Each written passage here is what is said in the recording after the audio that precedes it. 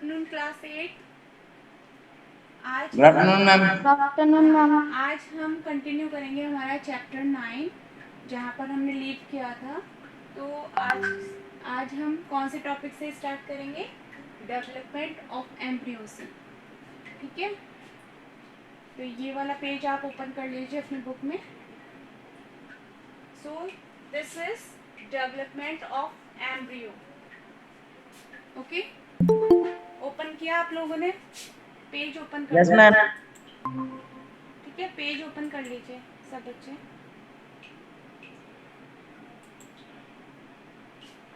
Ma'am which page number? बेटा page number है 104 ma'am. Page number 104। ठीक है, सो डेवलपमेंट ऑफ एम्ब्रियो पढ़ेंगे।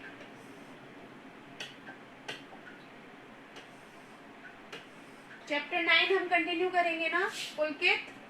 चैप्टर 9 पढ़ Yes, रहे थे ma'am. ना? तो उसी के आगे का टॉपिक है development of embryo on page number 104। Fertilisation results in the formation of zygote. हमने इससे पहले पढ़ लिया था, इससे पहले फर्टिलाइजेशन के बारे में पढ़ा था, मेल और फीमेल गैमेट के बारे में पढ़ा था। Yes, ma'am. हाँ, तो आपको याद होगा कि हमने फर्टिलाइजेशन के बारे में पढ़ा था जिसके अंदर मेल और फीमेल गैमेट फ्यूज होकर और जाइगोट का फॉर्मेशन करते हैं। अब फर्टिलाइजेशन के बाद में क्या किसका फॉर्मेशन होता है? जाइगोट का, which begins to develop into an embryo. और जाइगोट फिर किस में डेवलप होना शुरू हो जाता है? एम्ब्रियो में डेवलप होना शुरू हो जाता है। The zygote divides repeatedly to give rise to a ball of cells। और ये जो है जाइगोट जो होता है वो उसके अंदर क्या होता है? एक सिंगल सेल प्रेजेंट होती है जो कि रिपीटेडली डिवाइड होते होते बहुत सारी सेल्स का फॉर्मेशन करती है जिसको कि हम बॉल ऑफ सेल्स कहते हैं। The cells then begin to form groups that develop into different tissues and organs of the body। और फिर ये जो सेल्स हैं वो अलग अलग टिश्यूज में डिवाइड हो जाती हैं, मतलब अलग अलग टिश्यूज का फॉर्मेशन करती है ये जो सेल्स होती हैं। और ये जो टिश्यूज हैं और फिर उसका टिश्यूज से क्या बनता है? ऑर्गन्स। ठीक है, ऑर्गन्स का फॉर्मेशन होता है। This developing structure is termed N embryo. और इस तरह से जो स्ट्रक्चर डेवलप होता है उसको हम एम्ब्रियो कहते हैं। अब एम्ब्रियो के अंदर क्या हो गया? पूरे ऑर्गन्स का डिवीजन हो जाता है। ठीक है, Okay, ma'am. The embryo gets embedded in the wall of the uterus for further development। और फिर इस तरह से जो एम्ब्रियो बनता है वो कहाँ पर जाके स्टक हो जाता है? कहाँ पर जाके चिपक जाता है? यूट्रस की वॉल पे जाकर चिपक जाता है।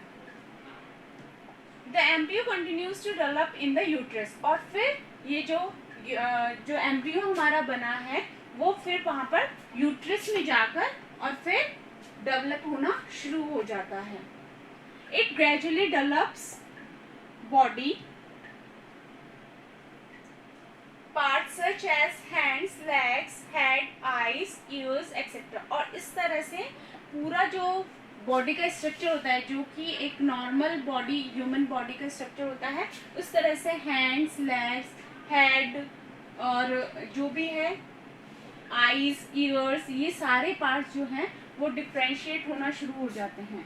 The stage of the embryo in which all the body parts can be identified is called a foetus. और एक जो अब एम्ब्रियो की बाद वाली जो स्टेज आती है जिसके अंदर हम हर एक बॉडी पार्ट को डिफ्रेंशिएट कर सकते हैं, जिसके अंदर हमें पता चल जाता है कि कौन सा बॉडी पार्ट बन चुका है। सारे बॉडी पार्ट्स जो हैं बच्चे के बन चुके होते हैं। तो उस वाली स्टेज को जहाँ पर हम पूरा आइडेंटिफाई कर लेते हैं कि कौन सा बॉडी पार्ट बन चुका है, तो उस वाली स्टेज को हम बोलते हैं फीटस। ठीक है, तो सबसे पहले अब क्या हो गया?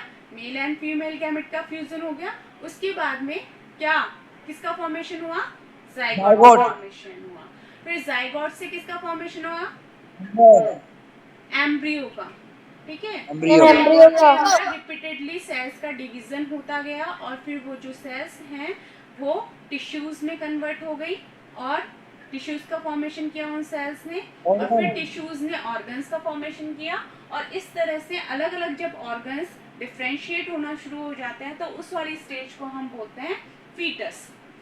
When the development of the fetus is complete, the mother gives birth to the baby. और फिर जब पूरे अच्छी तरह से जो फीटस है वो डेवलप हो जाता है, तो जो मदर होती है वो अपने बेबी को जन्म देती है, बर्थ देती है. Internal fertilization takes place in hens also. Internal fertilization takes place in hens also, but do hens give birth to babies like human beings and cows? You know that they do not. Then how are chicks born? Let us find out.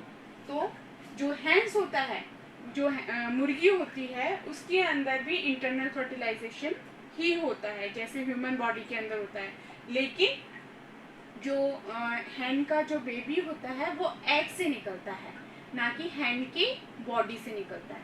तो इस तरह से जो internal fertilisation होने के बाद में हमने पढ़ा था, इंटरनल फर्टिलाइजेशन होता है और एग के ऊपर एक कवरिंग आ जाती है, प्रोटेक्टिव कवरिंग जिसे बोल रहे थे, जो कि हार्ड शेल जो होता है वो आ जाती है. उसके बाद में रिपीटेडली एम्ब्रियो उसके अंदर डेवलप होता जाता है और फिर वो जो एम्ब्रियो है वो किस में चेंज हो जाता है, बेबी में चेंज हो जाता है. और कुछ हफ्तों बाद में उस एग में से क्या निकलता है, चिक निकलता है, हैन का बेबी निकलता है. Soon after fertilization, the zygote divides repeatedly and travels down the oviduct. ठीक है, तो जिस तरह से ह्यूमन बॉडी में जो जाइगोट का फॉर्मेशन होता है, वैसे ही हैन की बॉडी में भी जाइगोट का फॉर्मेशन होता है और जाइगोट में रेगुलरली जो है सेल्स का डिवीजन होता जाता है. और फिर इस तरह से जाइगोट कहाँ पर, ओविडक्ट से ट्रेवल करता हुआ यूट्रस तक पहुंचता है. As it travels down, many protective layers are formed around it. The hard shell that you see in a hen's egg is one such protective layer. इस तरह से जो हैन के अंदर क्या होता है, हैन के अंदर जो ओविडक्ट से एग जो होता है वो बाहर निकलता है और उसके ऊपर एक प्रोटेक्टिव कवरिंग चढ़ती जाती है. ठीक है, जिसको हम प्रोटेक्टिव लेयर कहते हैं. After the hard shell is formed around the developing embryo, the hen finally lays the egg. और जब ये पूरी प्रोटेक्टिव कवरिंग एग के चारों तरफ बन जाती है, तो एग जो है वो अपना एग अपनी बॉडी से बाहर रिलीज कर देती है, जिसको हम लेइंग बोलते हैं. The embryo takes about 3 weeks to develop into a chick. अब कितने वीक लग रहे हैं एग से चिक को बनने में? कितने? 3 वीक्स लग रहे हैं. मतलब अब हैन की बॉडी से जब एग बाहर निकल गया है, उसके बाद में उसको जो हैन है उसके ऊपर बैठ के उसको वार्म रखती है, गर्म रखती है, और 3 सप्ताह बाद में उस एग शेल से क्या निकलता है, बेबी निकलता है, जिसे हम चिक बोलते हैं. You must have seen the hen sitting on the eggs to provide sufficient warmth. Did you know that development of the chick takes place inside the egg shell during this period? और जब हैन जो है वो उस egg को सेती रहती है, मतलब उसको गर्म रखती रहती है उसके ऊपर बैठ के, तब उसका डेवलपमेंट होता रहता है उस एग के अंदर. आफ्टर द चिक is completely developed, it burst open the eggshell. और जैसे ही पूरा जो चिक है वो डेवलप हो जाता है उस एगशेल के अंदर, तो वो एगशेल टूट जाता है और उस एग में से क्या निकलता है, हैन का बेबी निकलता है बाहर. In animals which undergo external fertilization, development of the embryo takes place outside the female body. और जैसा कि हमें पता है कि इंटरनल फर्टिलाइजेशन में क्या होता है, बेबी का डेवलपमेंट कहाँ होता है, बॉडी के अंदर होता है, मदर की बॉडी के अंदर होता है. लेकिन हैन के अंदर इंटरनल फर्टिलाइजेशन होता है, लेकिन फिर भी बेबी का डेवलपमेंट बॉडी से बाहर होता है. ठीक है, ये चीज ध्यान रखेंगे. हैन के अंदर इंटरनल फर्टिलाइजेशन ही होता है, बट जो डेवलपमेंट होता है बेबी का वो बाहर होता है. अब जो कुछ एनिमल्स में क्या होता है कि जो फीमेल बॉडी होती है उसके बाहर फर्टिलाइजेशन होता है, ठीक है, फीमेल बॉडी के अंदर फर्टिलाइजेशन नहीं होता है तो उसको हम बोलते हैं एक्सटर्नल फर्टिलाइजेशन।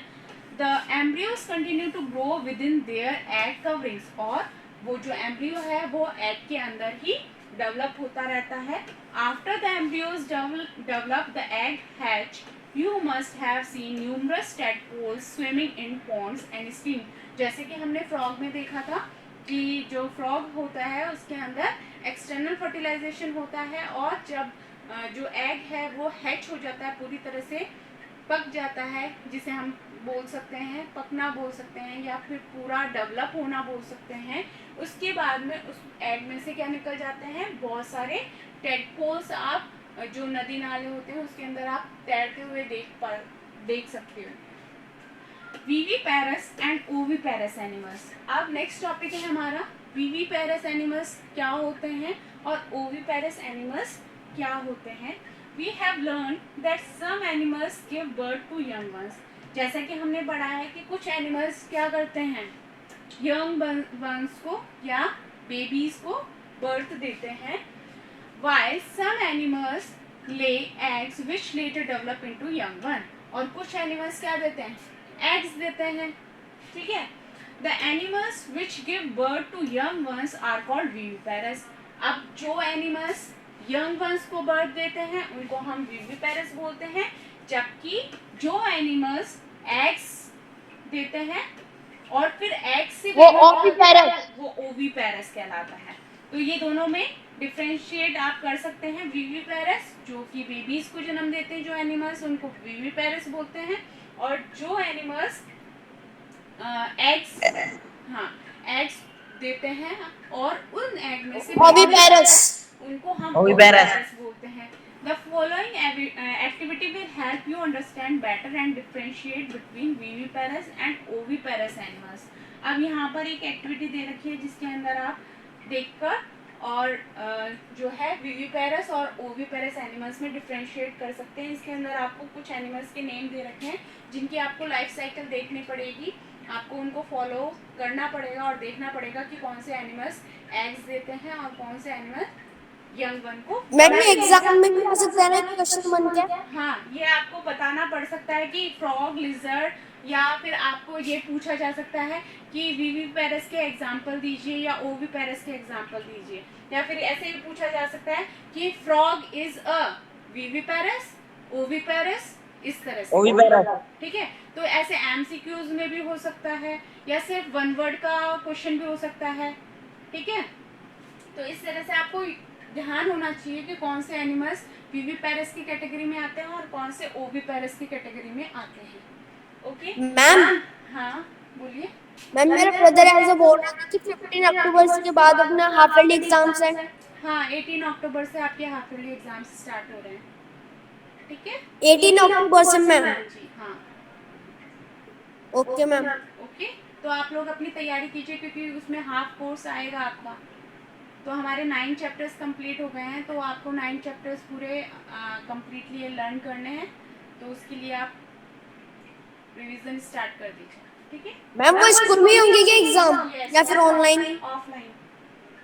अब ऑफलाइन चल रही है स्कूल, तो ऑफलाइन ही होंगे, okay.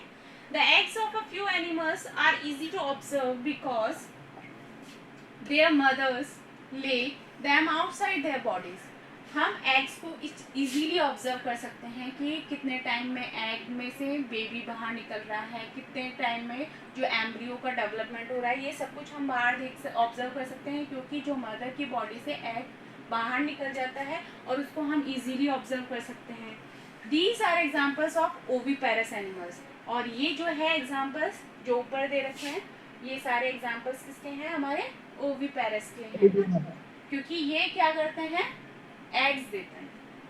But you would not be able to collect the eggs of a dog, cow और cat। लेकिन आप डॉग, काउ या कैट के एग को कलेक्ट नहीं कर सकते हैं। This is because they do not lay eggs, क्योंकि वो एग्स नहीं देते हैं। The mother gives birth to the young ones, क्योंकि मदर किसको बर्थ देती है, यंग वंस को, यानी कि बेबी ही प्रोड्यूस होता है उनकी बॉडी से। These are examples of viviparous। तो ये वाले जो एग्जाम्पल्स हो गए वो हमारे किसके हो गए, विविपेरस हो गए। और यहाँ पर जो हमने ऊपर पढ़ा था ये हमारे हो गए ओविपेरस। ठीक है, ये सारे हमारे क्या हो गए, ओविपेरस हो गए।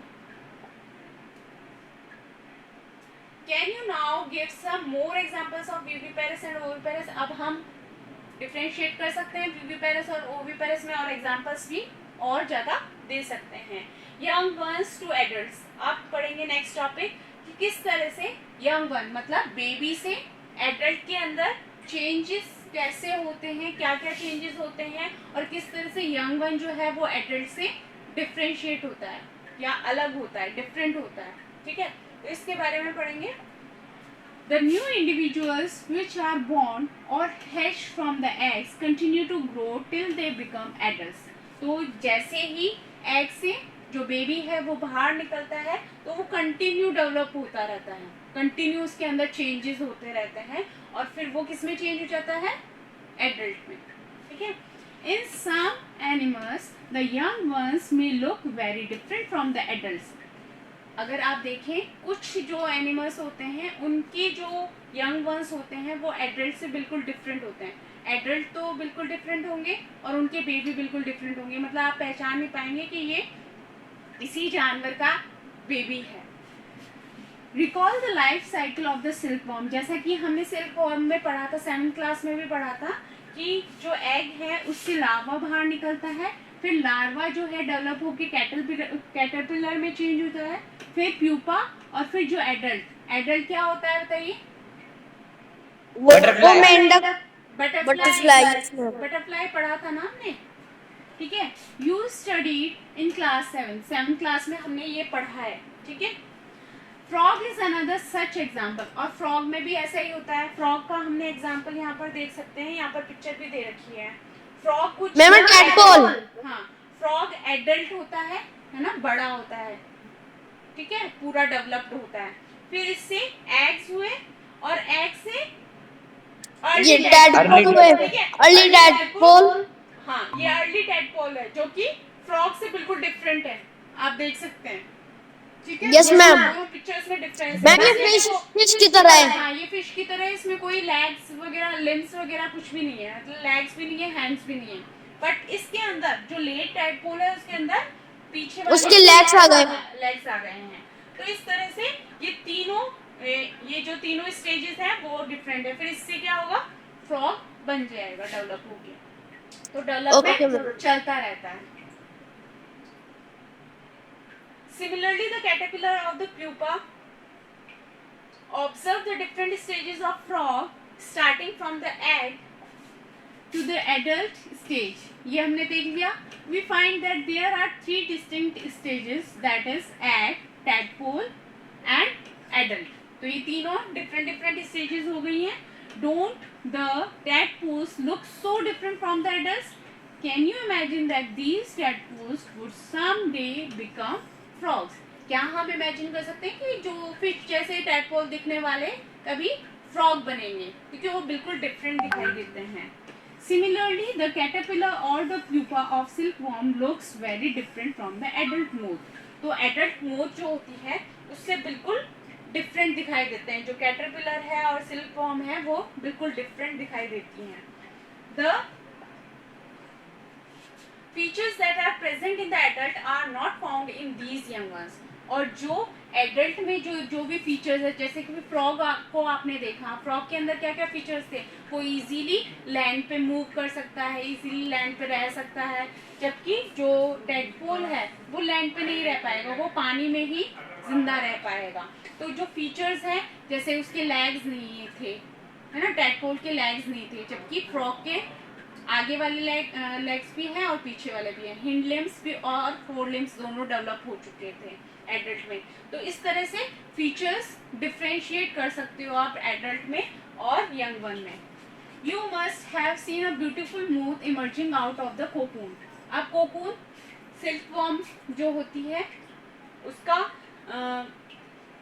वो अपने चारों तरफ क्या डेवलप करती है, जो प्यूपा होता है वो क्या डेवलप करता है, कोकून बनाता है, चारों तरफ एक कवरिंग बनाता है जिससे हम सिल्क प्रोड्यूस करते हैं। तो जो कोकून होता है उससे क्या निकलती है, मोथ निकलती है, जो कि मतलब बटरफ्लाई तो नहीं बोल सकते हम, लेकिन एक छोटा सा मतलब जिसके पंख जैसे होते हैं, तितली जैसी दिखाई देती, बटरफ्लाई जैसी दिखाई देती है, लेकिन वो दूसरी तरह की होती है, ठीक है। In the case of tadpoles, they transform into adults capable of jumping and swimming. ठीक है, अब tadpoles जो है वो किस में का डेवलप हो जाएंगे, ट्रांसफॉर्म होके एडल्ट्स में चेंज हो जाते हैं, जो कि इजीली जंप कर सकते हैं और स्विम कर सकते हैं, है ना। The transformation of the larva into an adult through drastic changes is called metamorphosis. और ये जो changes होते हैं यंग वन से लेकर एडल्ट तक, जितने भी चेंजेस होते हैं बॉडी के अंदर, उन सब चेंजेस को हम क्या बोलते हैं, मेटामॉर्फोसिस। तो ये डेफिनेशन भी आपको याद होनी चाहिए, क्योंकि ये डेफिनेशन ऐसे आ सकती है, डिफाइन मेटामॉर्फोसिस। तो आपको डिफाइन करना पड़ेगा कि किस तरह से जो भी ड्रेस्टिक चेंजेस होते हैं बॉडी में फ्रॉम लार्वा टू एडल्ट, ये सारे चेंजेस हमारे मेटामॉर्फोसिस कहलाते हैं। What about the changes that we observe in our body as we grow? Do you think we too undergo metamorphosis? In human beings, body parts similar to those present in the adults are present from the time of birth. तो क्या आप बोल सकते हैं कि human beings में भी Metamorphosis होता है? हाँ होता है, क्योंकि हमारे अंदर भी चेंजेस आते रहते हैं, जबकि हमारे बर्थ से ही वो सारे पार्ट्स प्रेजेंट होते हैं, लेकिन फिर भी हमारे अंदर चेंजेस आते हैं, ठीक है। So far we have learn. अब नेक्स्ट टॉपिक है हमारा असेक्सुअल रिप्रोडक्शन। अभी तक हमने यहाँ तक हमारा फिनिश हो गया सेक्सुअल रिप्रोडक्शन, ठीक है। यहाँ तक हमारा क्या फिनिश हो गया, कौन सा टॉपिक फिनिश हो गया, सेक्सुअल रिप्रोडक्शन फिनिश हो गया। अब हमारा है असेक्सुअल रिप्रोडक्शन, जिसके अंदर सिर्फ एक जो पेरेंट है, पेरेंट मतलब मेल और फीमेल की जरूरत नहीं होती है, इसके अंदर सिर्फ एक ही बॉडी से हाँ दूसरा बेबी या यंग वन प्रोड्यूस होता है। So far we have learn about reproduction in some familiar animals, but what about very small animals like hydra and microscopic organisms like amoeba? अब कुछ बहुत ही छोटे जीव होते हैं, जैसे अमीबा है, हाइड्रा है, ये सारे क्या कहलाते हैं हमारे, एसेक्सुअल रिप्रोडक्शन, माइक्रोस्कोपिक एनिमल्स कहलाते हैं, क्योंकि हम इनको नेकेड आई से नहीं देख सकते, माइक्रोस्कोप के नीचे ही देख पाते हैं, तो इसलिए हाँ, तो इनके अंदर किस तरह से रिप्रोडक्शन होता है, किस तरह से ये अपने तरह के जो बेबीज हैं वो प्रोड्यूस कर पाते हैं। तो do you know how they reproduce, let us find out. तो अब इनके बारे में पढ़ेंगे हम कि ये जो छोटे छोटे जानवर होते हैं ये किस तरह से रिप्रोड्यूस करते हैं। तो सबसे पहला है इन ईच हाइड्रा। अब यहाँ पर आप हाइड्रा देख सकते हो, ये हाइड्रा है, ठीक है, ये माइक्रोस्कोपिक एनिमल है। तो हाइड्रा के अंदर किस तरह से होता है, in each hydra there may be one or more bulges. अब यहाँ पर आप देख सकते हो कि हाइड्रा के अंदर एक साइड में बल्ज निकल रहा है, फिर उससे थोड़ा सा ज्यादा ग्रोथ हो रही है, फिर उससे पूरा हाइड्रा का फॉर्मेशन हो रहा है। दिख रहा है ना सबको? Yes ma'am. ये आप देख पा रहे हो ना, ये साइड में फॉर्मेशन हो रही है, एक बल्ज निकल रहा है जिसको हम बोलते हैं बर्ड। क्या बोलते हैं? बर्ड। अब बर्ड नहीं, चिड़िया नहीं, बर्ड, ठीक है। बर्ड निकल रही है हाइड्रा से। ये जो बर्ड है वो इसके अंदर ग्रोथ होते होते और एक नए हाइड्रा का फॉर्मेशन हो जाएगा, और ये फिर इस बॉडी से डिटैच हो जाती है और एक दूसरा ही हाइड्रा यहाँ पर डेवलप हो जाता है, ठीक है। तो इस तरह से एक बॉडी से सिमिलर बॉडी डेवलप हो रही है, ओके।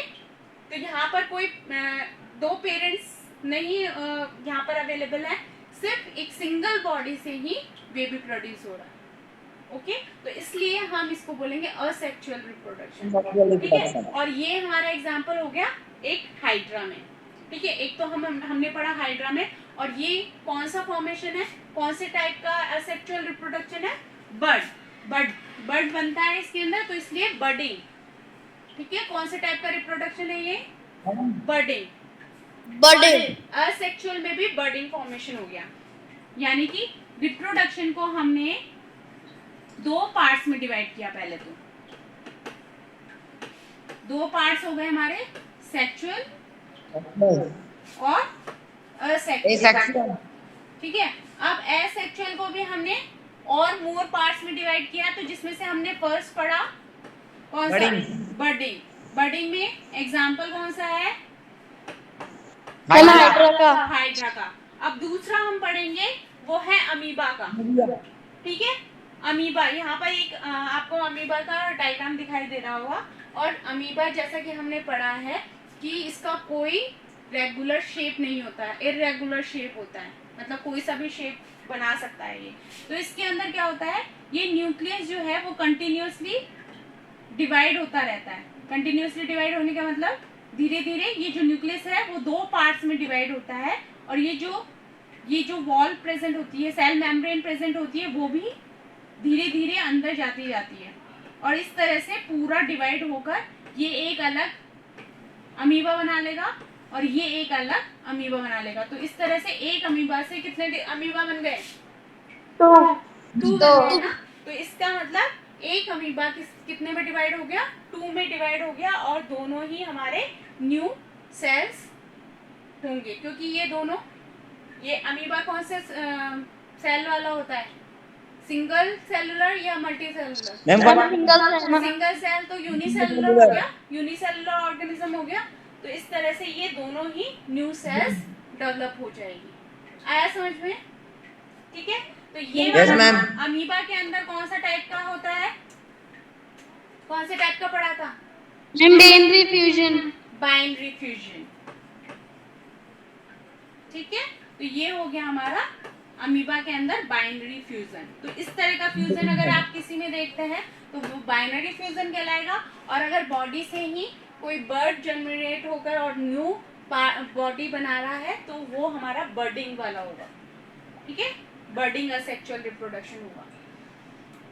ये मैंने आपको पूरा पढ़ा दिया। इसके अंदर क्या होता है, अमीबा में एक न्यूक्लियस प्रेजेंट होता है जो कि कितने न्यूक्लियाई में डिवाइड हो जाता है? 2 में। ठीक है, एक न्यूक्लियस 2 न्यूक्लियाई में, मतलब अगर एक न्यूक्लियस जो है वो छोटे छोटे 2 न्यूक्लियस में डिवाइड हो रहा है तो उसको हम न्यूक्लियाई बोलते हैं, न्यूक्लियस नहीं बोलेंगे। ठीक है, न्यूक्लियाई में डिवाइड हो जाता है, और फिर उसके बाद में पूरी जो बॉडी है वो 2 पार्ट्स में डिवाइड हो जाती है, और एक एक बॉडी में एक एक न्यूक्लियाई चला जाता है, और पूरी कंप्लीट बॉडी का फॉर्मेशन हो जाता है। तो एक पेरेंट अमीबा से कितने बन गए? 2 बन गए, 2 बॉडीज बन गई। और इसको हम, ये जो टाइप है सेक्सुअल रिप्रोडक्शन का, वो हो गया हमारा binary fusion. Apart from budding and binary fusion there are other methods which a single parent reproduce young ones. You will study about these in your higher classes. और ये जो है, इस तरह का जो रिप्रोडक्शन है, जो एसेक्सुअल रिप्रोडक्शन है, इसके हमने सिर्फ 2 फॉर्म ही पढ़े हैं। बाकी जो फॉर्म्स हैं वो हम बड़ी क्लासेस में पढ़ेंगे। ठीक है? Yes ma'am. अब ये है डॉली का क्लोन फॉर्मेशन। ठीक है, इसके अंदर एक फिन डॉर्सेट शीप थी, उसकी बॉडी से जो न्यूक्लियस है वो ट्रांसफर करके और स्कॉटिश ब्लैक फेस ईवी के बॉडी में डाला गया था, और उससे क्या है, डॉली सेम इसके जैसा फिन डॉर्सेट शीप की तरह ही एक और बेबी प्रोड्यूस किया गया था जिसको कि डॉली बोला गया था, और वो इसका क्या था? क्लोन था। डॉली एक क्लोन। ठीक है, ये सेम टू सेम उसके जैसा ही प्रोड्यूस किया गया था। तो इस तरह से क्लोनिंग फॉर्मेशन की जाती है। अब ये आपका चैप्टर कंप्लीट हो गया है। आपको कीवर्ड्स कॉपी में कंप्लीट करने हैं और क्वेश्चन आंसर्स भी कंप्लीट करने हैं। ठीक है? Okay ma'am. बेटा, आज मैम कंप्लीट हो गया। Okay, bye ma'am. बाय बेटा।